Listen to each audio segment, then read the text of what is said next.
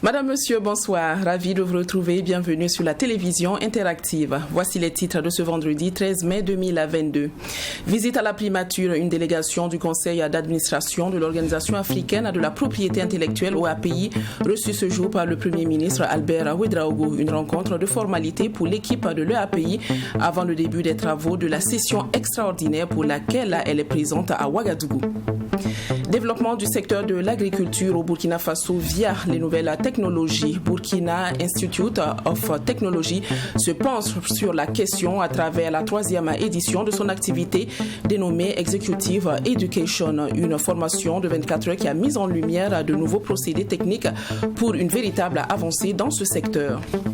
Dans ce 20 heures, nous parlerons aussi de la 35e édition du Faso Foot à l'étape des quarts de finale à jouer à Bobo Dioulasso. La formation de Raimo FC s'est imposée devant celle de l'EFO par 2-1.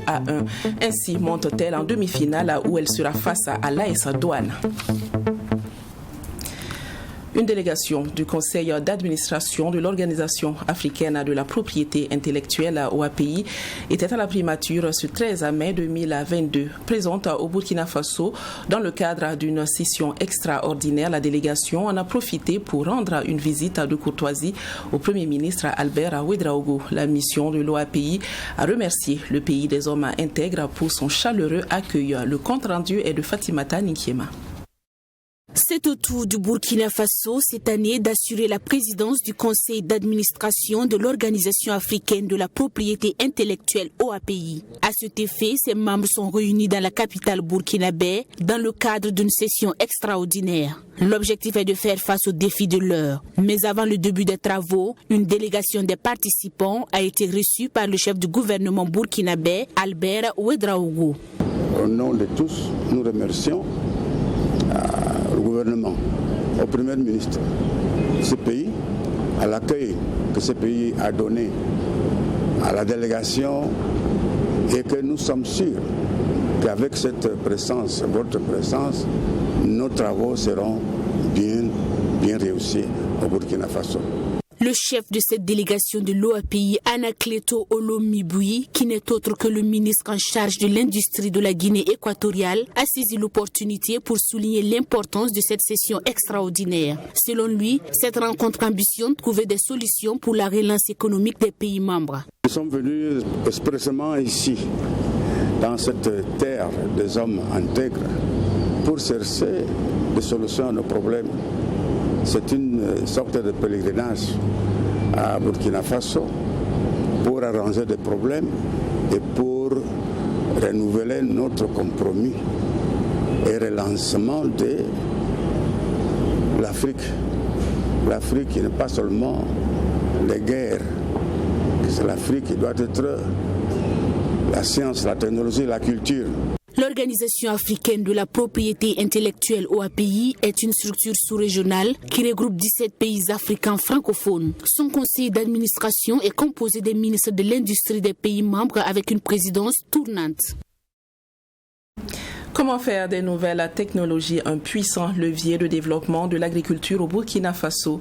C'est toute la préoccupation de Burkina Institute of Technology, qui d'ailleurs en a fait son sujet de réflexion pour la 3e édition de son événement dénommé Executive Education. Avec les jeunes au cœur de ce challenge, Burkina Institute of Technology a développé des compétences dans le domaine de la technologie à travers différentes communications. La formation s'est tenue ce 12 mai 2022 à Ouagadougou. Alexis Wendkouni Belem Naba. Comment ouvrir la voie de l'agriculture future du Burkina Faso? C'est la thématique abordée ici à cette 3e édition de Executive Education du Burkina Institute of Technology. L'agriculture burkinabé contribue à hauteur de 45% au produit intérieur brut et elle est pratiquée par près de 90% de la population. Pour donner une nouvelle dynamique à ce secteur qui constitue le levier de développement face à l'évolution technologique, c'est l'objet de cette rencontre autour de différentes communications. Le contrôle de l'eau, parce que pour le moment on n'a pas totalement maîtrisé le stockage de l'eau. Donc du coup, si on arrive à gérer la quantité d'eau qu'on met dans nos plants, ça va apporter plein de choses. Et il y a la technologie aussi des drones qu'on peut utiliser pour évaluer les surfaces cultivées, prédire les rendements ou bien même identifier certaines maladies. L'agri-voucher, c'est l'un des systèmes d'information de suivi du mécanisme de subvention des intrants et équipements agricoles du Burkina. Ce mécanisme est développé par les services informatiques du ministère en charge de l'agriculture burkinabé à cette rencontre. Le mécanisme existe depuis 2008 et la subvention se faisait de façon manuelle. C'est-à-dire qu'on faisait de façon manuelle la subvention à destination des producteurs. Et la plateforme électronique actuelle est là simplement pour digitaliser la distribution électronique. Et partant de là, ça permet vraiment de pouvoir toucher plusieurs cibles différentes de producteurs dans le cadre de la subvention. Burkina Institute of Technology, l'initiateur de ce projet, basé sur les technologies de l'information et de la communication, estime que la technologie pourrait contribuer à améliorer ce domaine qui occupe une place capitale au Burkina Faso. Les différents communicateurs se sont axés sur le numérique, le TIC et l'agriculture, l'intelligence artificielle et l'agriculture, et aussi les moyens que nous avons en place, les infrastructures. Est-ce que ces infrastructures nous permettent de nos jours d'avoir une agriculture intelligente au Burkina Faso? Alors, vu déjà la place du numérique, nous savons aussi qu'il y a à former, à réunir des cadres dans le domaine et domaine environnant, du milieu de l'agriculture, à discuter et voir quelles sont les réalités, les problèmes et les solutions que nous devons apporter. Burkina Institute of Technology est un institut d'enseignement privé créé en 2018 dont l'objectif est de former une nouvelle génération de leaders dans le domaine de la technologie. Sa finalité est de mettre sur le marché burkinabé des entrepreneurs qualifiés. Le 11 mai dernier, le procureur militaire près du tribunal militaire de Ouagadougou a fait un communiqué sur des dossiers comme affaire Thomas Sankara, Inata et lieutenant-colonel Emmanuel Mohamed Azungrana, accusés entre autres de complot, détournement de biens publics, faux et usage de faux, enrichissement illicite et blanchiment de capitaux. Dans ce dernier dossier, il ressort du communiqué du parquet militaire que 9 personnes ont été mises en examen et une trentaine de témoins auditionné. Abdoulrahim Magnini. Mis aux arrêts sous le régime Kaboré pour tentative de coup d'État, le lieutenant-colonel Mohamed Emmanuel Zungrana est aujourd'hui poursuivi pour des faits susceptibles de recevoir les qualifications de complot, détournement de biens publics, faux et usage de faux, enrichissement illicite et blanchiment de capitaux. Dans le communiqué du ministère public le 11 mai dernier, le dossier connaît des avancées dans la manifestation de la vérité avec la mise en examen de 9 personnes et l'audition d'une trentaine de témoins. Le procureur militaire précise que les actes d'instruction se poursuivent normalement dans l'indépendance de la justice et dans le respect des droits de la défense et de la présomption d'innocence des personnes mises en examen. Le parquet militaire informe qu'en ce qui concerne le principal mis en cause, des limitations de visite ont été rendues nécessaires à un certain moment pour des raisons de sécurité. Aussi, le colonel Zungrana a souhaité lui-même limiter ses visites à des personnes qu'il entend désigné. Deuxième dossier évoqué dans le communiqué, c'est celui en lien avec l'attaque du détachement de la gendarmerie nationale à Inata. L'instruction du dossier ministère public contre X ouvert suite au rapport d'enquête administrative est en cours dans le cabinet du juge d'instruction. Ce juge a été saisi pour caractériser les faits et déterminer les coupables et les éventuelles responsabilités sur le plan pénal. À ce jour, 13 personnes ont été entendues en qualité de témoins témoins pour des faits susceptibles d'être qualifiés de mise en danger de la vie d'autrui, abstention de porter secours à des personnes en péril et refus d'obéissance. Le dernier dossier emblématique au tribunal militaire, c'est le procès de l'affaire Thomas Sankara qui a livré son verdict le 6 avril dernier. Le parquet militaire précise qu'à ce jour, 7 des condamnés ont fait valoir leur droit d'appel. En entendant le procès en appel, le procureur militaire a laissé entendre que des mesures seront prises pour l'inhumation des restes des corps exhumés courant mai 2015 au cimetière de Dagnoin. Concernant le volet international de ce dossier, le parquet rassure que le doyen des juges d'instruction demeure saisi et accomplit tous les actes d'instruction utiles à la manifestation de la vérité conformément au code de justice militaire et au code de procédure pénale. Le gouvernement, au sortir du Conseil des ministres de ce 11 mai, a décidé d'une augmentation de 100 francs CFA sur le litre des hydrocarbures au Burkina Faso. La répercussion de cette décision a été immédiate dans le secteur des transports routiers. Hier, 12 mai, certaines sociétés ont procédé à une hausse du prix du ticket de voyage de 20%. De la gare routière Stafa en passant par TSR et bien d'autres compagnies, une de nos équipes a tenté de mieux comprendre le fondement de cette augmentation pour vous. Alexis Wenkouni, Belem Naba. Aussitôt appliqué, aussitôt ajouté. Après l'augmentation du prix du carburant de 100 francs sur le litre à la pompe, les compagnies de transport n'ont pas attendu longtemps avant d'augmenter le prix du ticket de transport. Si pour certains l'augmentation est de l'ordre de 20%, pour d'autres, elle a connu une hausse de 22%. Nous sommes à la gare de la société de transport Aurema et Frères Staff de Larlé. Ici, le prix du transport a connu une hausse selon Cheikh Ahmed Abbas Ouedraogo du guichet d'enregistrement des tickets. Suite à l'augmentation du prix du carburant, les prix des transports aussi ont augmenté. Et voilà, et ça c'est du côté de toutes les destinations confondues. Et voilà, je crois que l'augmentation s'est faite sur environ 40 à 50% de plus. Voilà, par exemple, le départ de Waiguia pour l'aller simple qui était 3000 est devenu 3500. Sur l'axe de Dori qui était à 5000 est devenu 6000 francs, compris le départ. Donc, il y a quand même pas mal d'ajouts. Mais sur quelle base cette augmentation est faite ?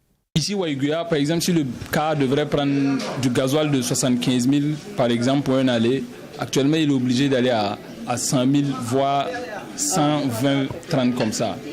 Vous voyez. Donc, il y a une augmentation considérable parce que vu qu'on prend aussi en grande quantité, ça fait qu'on ressent aussi un gros choc. Un choc, si, mais le gouvernement est en discussion avec la fêtière des transporteurs afin de trouver une proportion raisonnable de 12 à 15%. Les compagnies de transport vont-elles revenir à la raison? Et si cette variation des prix venait à être actée, il faudrait donc une subvention de l'État, juge-t-il. Par exemple, 3 000 francs, si on fait 20%, ça devient 3 200 francs. Pour amener ça à 15%, forcément l'État a dû subventionner le prix. Voilà. Et maintenant, si on constate que peut-être la subvention n'est pas officielle, ça va être compliqué. Les sociétés ne pourront pas maintenir les 15% là. D'autres compagnies de transport ont également reçu notre visite, mais beaucoup n'ont pas joué la carte de la collaboration. En entendant les clauses de la rencontre entre le gouvernement et la fêtière des transporteurs, c'est le voyageur qui paie.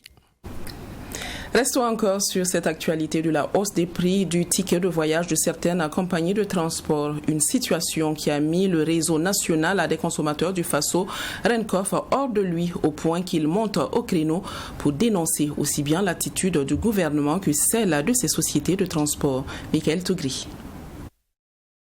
Le RENCOF, Réseau national des consommateurs du Faso, s'indigne et marque son refus contre l'augmentation du prix des hydrocarbures. Une augmentation qualifiée par son président Adama Bayala d'unilatérale et de démarche cavalière de la part du gouvernement. Pour le RENCOF, c'est une augmentation historique du prix des hydrocarbures au Burkina Faso. Une augmentation jamais réalisée dans l'histoire de ce pays. Une augmentation de 100 francs. La dernière importante en date, c'est celle de novembre 2018 qui était de l'ordre de 75 francs. Jamais dans l'histoire des pays ouest africains on a connu du coup une augmentation à hauteur de 100 francs. Le Togo d'ailleurs c'est un exemple, dernière augmentation. Nous avons vécu au Togo 2 augmentations successives. Quand on fait les 2 cumulés, ça fait 50 francs, 30 et 20 francs. Aujourd'hui, le Burkina Faso enregistre près de 2 millions de déplacés internes, des gens sans emploi, sans ressources. Et avec les activités terroristes et la maladie à coronavirus, de nombreuses entreprises et sociétés ont fermé. Et avec pour conséquence de nombreux chômeurs sans emploi. Où va donc trouver les 100 francs pour se faire le plein d'essence tous les matins? Cette augmentation du carburant de 100 francs sur le litre a eu des conséquences immédiates. Le prix des tickets de transport dans certaines sociétés de transport en commun a connu une hausse allant jusqu'à 20%. Inacceptable selon le RENCOF qui prend le gouvernement burkinabé pour responsable tout en dénonçant l'attitude de ces sociétés de transport voyageurs. Nous avons aussi vu des responsables de sociétés de transporteurs, après le la sonné par le gouvernement, augmenter unilatéralement le prix des transports. Certains sont allés jusqu'à 20% d'augmentation sur les tarifs de transport. C'est inconcevable et inacceptable dans ce contexte où nous subissons déjà les contre-coups de la vie chère. C'est inacceptable, c'est pas supportable. Passer cette entreprise unilatérale du gouvernement, nous allons nous donner les moyens d'apporter la riposte afin de connaître que le gouvernement revienne sur cette augmentation unilatérale. Et je pense que ce serait bien et pour le gouvernement même, et pour la stabilité du pays, et pour les consommateurs. Selon Adama Bayala, sa structure, en concertation avec d'autres organisations de défense des intérêts des consommateurs, des actions de protestation seront organisées pour dénoncer la vie chère au Burkina Faso et surtout cette augmentation du prix des hydrocarbures.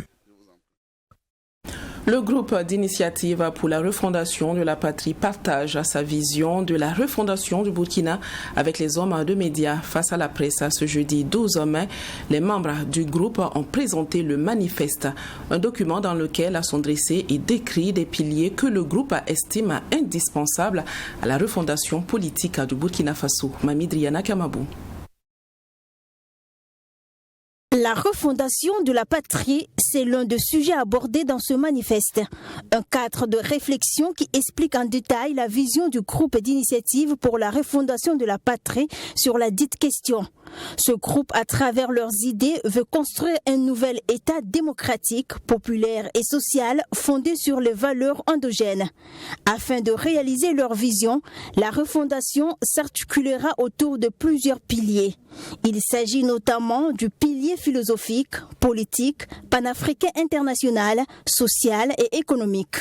Nous avons tenté pendant 60 ans de construire un Burkinabé qui est hors du contexte sociologique. On ne peut pas se développer hors du contexte sociologique. Il est temps que nous tentons de nous développer, au lieu de développer. Donc il faut de construire ce Burkinabé-là, qui a été façonné sur des bases qui ne répondent pas à sa sociologie, pour construire un Burkinabé de type nouveau qui répond à la sociologie et au contexte burkinabé. Voilà, avec quels moyens? D'abord avec les moyens intellectuels. Pour ce groupe, l'histoire moderne du Burkina Faso est dominée par une grande instabilité politique. Selon toujours lui, les 2e, 3e et 4e républiques qui se sont successivement mises en place en 1971, en 1978 et en 1991 n'ont pas échappé aux instabilités politiques ni aux dérives de la malgouvernance. Il est donc temps de s'interroger le passé pour comprendre davantage les dynamiques du présent afin de décliner une vision collective qui se fixe un nouveau cap. Nous avons dit depuis les indépendances, nous n'avons eu que 2 chefs d'État civils. Le reste, ce sont des militaires. Si l'armée était une solution, on n'allait pas être à ce niveau de développement, puisqu'ils ont eu la latitude de gérer ce pays depuis les indépendances, exception faite par les 2 périodes gérées par les civils. Donc la problématique est véritablement sérieuse. Il faut que nous investissions pour trouver une solution endogène aux préoccupations sociales. Ce cadre de réflexion qui se proclame pour l'instant d'être ni un parti politique ou encore une OSC envisage, si ces réflexions ne sont pas prises en compte par la classe politique, créer un parti politique. En tant que citoyen, pour essayer de mettre en œuvre maintenant l'esprit de notre réflexion, le résultat de notre réflexion. Puis nos objectifs, c'est de faire des propositions aux hommes politiques. Mais vont-ils nous écouter ou pas? On essaie. Si nous refusons de nous écouter, on pourrait nous tenter de mettre en œuvre ce que nous avons, le fruit de notre réflexion, qui est un résultat endogène, qu'une fois endogène, nous devons. Pour que le message puisse atteindre toutes les couches sociales, le groupe d'initiative pour la refondation de la patrie invite ces dernières à s'approprier de son manifeste. Car selon les initiateurs, ceci servira de programme de politique de gouvernance conforme aux réalités socio-économiques du Burkina Faso. Il a appelé les Burkinabés à se joindre à eux afin de mener des réflexions ensemble pour un Burkina Faso nouveau. Dans la ville de Sia, précisément à l'université Nazi Bouni, des doctorants ont bénéficié du 11 au 13 mai d'une formation initiée pour les aider dans leur recherche de thèse. 3e édition du genre pour le centre de formation et de recherche de l'université. Cette rencontre a été placée sous le thème Sciences et technologie, levier pour un développement durable et entrepreneuriat des jeunes. L'édition de cette année a connu la participation de 62 doctorants. Le point avec Joseph Koudougou. L'université Nazi Bouni, à travers son centre de formation et de recherche, a abrité du 11 au 13 mai 2022 la 3e édition des doctorales. Cette édition 2022 est placée sous le thème « Sciences et technologie, levier pour un développement durable et entrepreneuriat des jeunes ». Elle a pour objectif de guider les doctorants dans leurs travaux de thèse. Vous saviez que Nazi Bouni est en quête d'excellence et cette quête d'excellence requiert donc un processus transformatif de qualité, donc de l'académie, de la professionnalisation et de la promotion de la recherche. C'est justement dans le cadre de la promotion de la recherche, nous savons tous que cette recherche est un véritable levier de développement durable.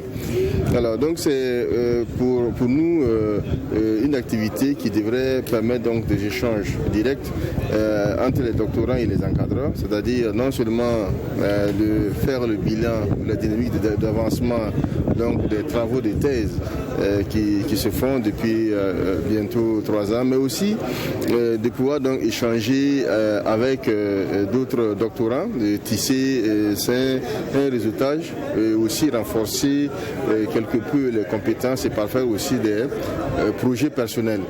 Le développement scientifique peut et doit constituer un véritable levier de développement. C'est la conviction du président de l'université Nazi Bouni qui se réjouit de la tenue de la présente édition des doctorales. Véritablement, pour moi, une fierté parce que l'école doctorale devrait donc s'inscrire comme vraiment un centre d'émulation des idées innovantes. Aucun développement aujourd'hui ne pourrait être entrepris ou aucun progrès ne saurait être entrepris, n'est-ce pas, sans tenir compte du rythme donc de la dynamique du progrès scientifique. Cette édition des doctorales 2022 a connu la participation de 62 doctorants sous le regard attentif de 20 encadreurs. Alors le but vraiment de ces doctorales, c'est que justement chacun des 62 doctorants de notre école présente ses travaux. Donc nous voulons savoir exactement à quel niveau d'avancement ils sont et donc pouvoir recadrer s'il le faut et corriger ce qui est à corriger pour pouvoir aboutir à la soutenance de la thèse. 11 doctorants ne seront pas autorisés à présenter leurs travaux pour cause du non-respect des délais. Cette initiative, faut-il le rappeler, est à mettre à l'actif de l'école doctorale Sciences et techniques de l'UNB.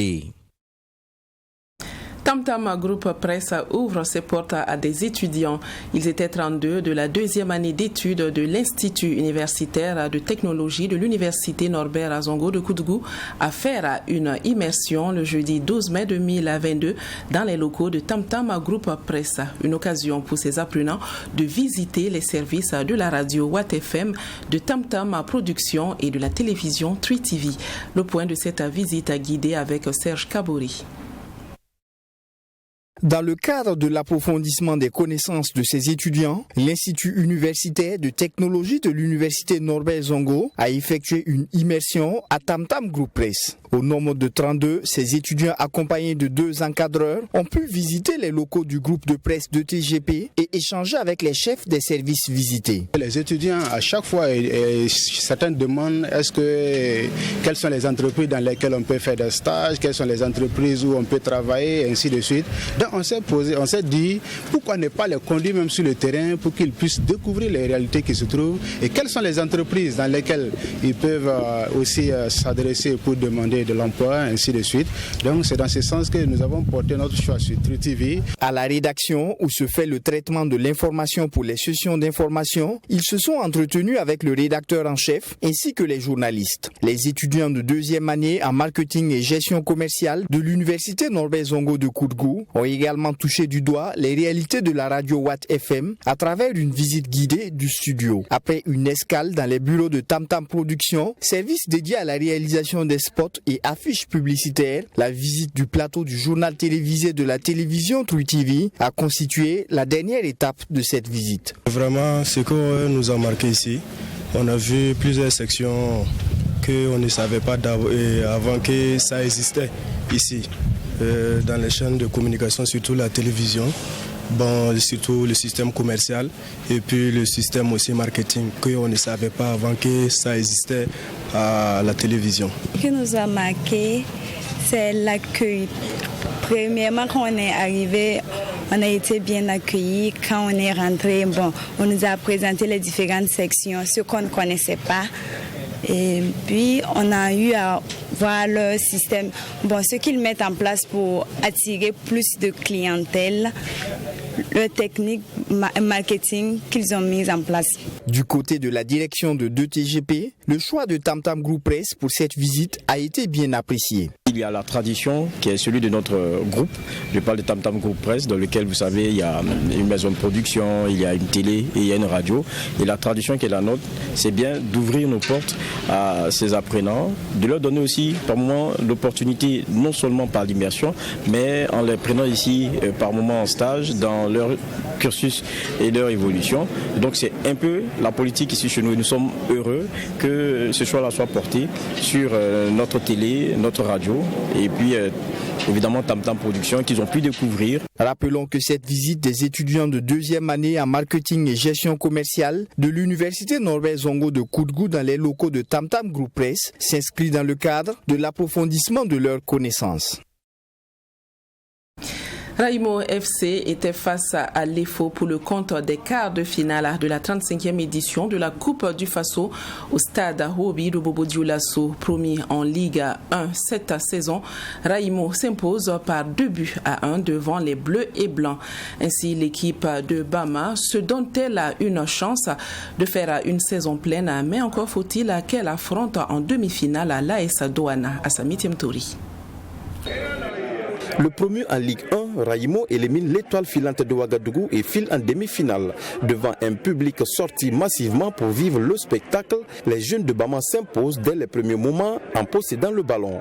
Le premier coup d'essai, c'est sur cette tête de Abdulkader Ouattara qui passe à côté. Quelques instants plus tard, l'EFO réagit avec cette frappe de Stéphane Dimitri, mais pas cadrée. Raimo pousse et se crée plusieurs occasions à l'image de ce cafouillage qui sème la panique. Motivés à bloc, ces jeunes profitent d'une contre-attaque pour ouvrir la marque grâce à Abdulkader Ouattara sur un service impeccable de Adjouma Ouattara.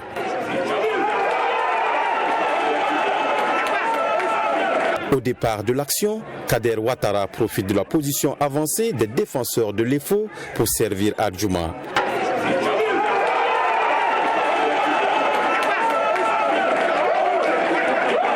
Altruiste, celui-ci lui remet le ballon dans le bon tempo. Raimo mène au stade Obi 1-0 et on joue 36 minutes. Tétanisé à la suite de ce but qui a suscité beaucoup de polémiques, l'EFO perd le contrôle du match. Dans le temps additionnel, soit à la 46e minute, encore Abdulkader Ouattara envoie un coup de tonnerre au portier Bikaba de l'EFO qui n'arrive pas à l'arrêter et c'est le deuxième but de Raimo. Visiblement en forme, le jeune Kader inscrit son doublé et permet à son équipe d'aller à la pause avec un avantage. En seconde période, c'est encore les protégés du coach Thierry Mouyouma qui se créent les plus belles occasions. D'abord avec ce ballon dans le dos de la défense pour Aboubakar Gira qui se loupe. Ensuite, sur une autre contre-attaque, mais qui est mal gérée par Kader Ouattara. Et enfin ce long ballon une fois de plus dans le dos de la défense et le bon retour de Yacouba Ouedraogo qui oblige Aboubakar à rater sa frappe. Avec toutes ces occasions non concrétisées, les stylistes se révoltent. Ibrahim Diko, entré en seconde période, dépose un caviar sur la tête de Draman Kouma qui réduit la marque. À 2-1, Raïmo gère le match et obtient la victoire. L'aventure continue pour nous et nous en sommes fiers. Les enfants ont abattu un gros travail et c'est depuis on leur a dit qu'ils peuvent le faire. Ils n'ont qu'à croire en leur talent, ils n'ont qu'à croire au travail qu'on a battu depuis le début de la saison. Et chose faite, on a remporté ce match et nous passons pour les demi-finales. Je suis fier des jeunes, sans mentir. Je n'avais pas les mots pour qualifier ce match. Je suis fier de félicitations à eux. L'aventure continue pour nous. Du côté de l'EFO, on déplore l'arbitrage de ce match. Selon Lassina Sawadgo, l'entraîneur, le premier but de Raïmo a été inscrit sur une faute d'arbitrage. Nous, si on était nous-mêmes, cette dynamique-là, on allait la maîtriser. Voilà. En plus, vous avez tous vu l'arbitrage. Ça, on ne peut pas passer ça sous silence. Le premier, c'est un hors-jeu flagrant. En plus, d'autres aspects.